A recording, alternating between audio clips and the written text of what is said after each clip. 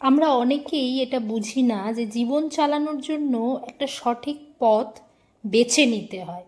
আমরা সর্বক্ষণ ঝগড়া মারামারি একে অপরের থেকে ছিনিয়ে নেওয়ার মানসিকতার মধ্যে দিয়ে নিজেদের জীবন যেন অতিবাহিত করছি। এত কিছুর প্রয়োজন নেই। এই জীবন আমাদের ক্ষণস্থায়ী, এটাই আমাদের বুঝতে এত দেরি হচ্ছে। এই প্রসঙ্গে আমার ছোটবেলাকার শোনা বাল্মীকি ঋষির কথা মনে পড়ে গেল। এই ছোট ছোট গল্পগুলো মা রাতের বেলা গল্প বলে ঘুম পাড়াতেন। বাল্মীকি ঋষি বাল্মীকি ঋষি একজন ঋষির ছেলে ছিলেন। ছোটবেলায় হারিয়ে গিয়েছিলেন। তখন তাকে একজন ডাকাত মানুষ করেছিলেন। খুব নামকরা ডাকাত হয়েছিল বাল্মীকি মুনি। লুট তরাজ খুন রাহাজানি সব কিছু করতেন। একদিন জঙ্গলে তার সাথে সাক্ষাৎ হয় নারদ মুনির। তখন নারদ মুনি তাকে বললেন, তুমি এইভাবে মানুষকে হত্যা করছো, ডাকাতি করছো, কেন? এগুলো কেন করছো?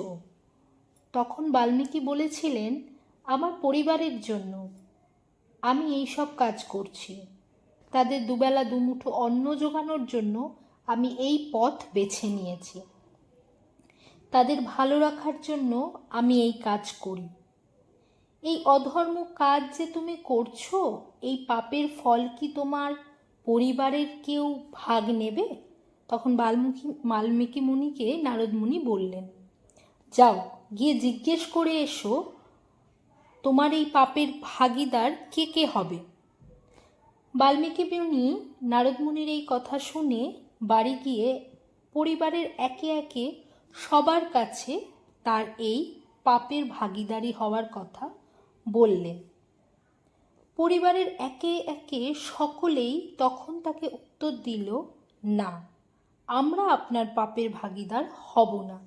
এমনকি তার স্ত্রীও তার পাপের ভাগিদার হতে চাইলেন না। আমরা আপনার পাপের ভাগিদারি হব না।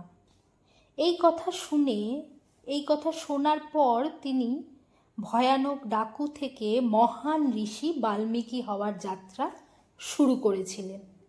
পরে তিনি রামচরিতমানস রচনা করেছিলেন। তাই আমার মতে অন্যের দোহাই দিয়ে যারা অন্যায় কাজ করছেন তাদের হিসাব ঠিক নিতে ঠিক ঘুরে আসবে তার কর্মফল। তাই কর্ম এমন করো যার ফল কখনোই খারাপ রূপ না নিয়ে ফিরে আসে। তাই ভগবানের কাছে একটাই প্রার্থনা, জীবনে চলার পথে হারতে দিও না। এই সমাজ আমাদের হার দেখার জন্য বসে আছে, আর আমরা তোমার চমৎকার দেখার জন্য অপেক্ষায় রইলাম। রাধে রাধে।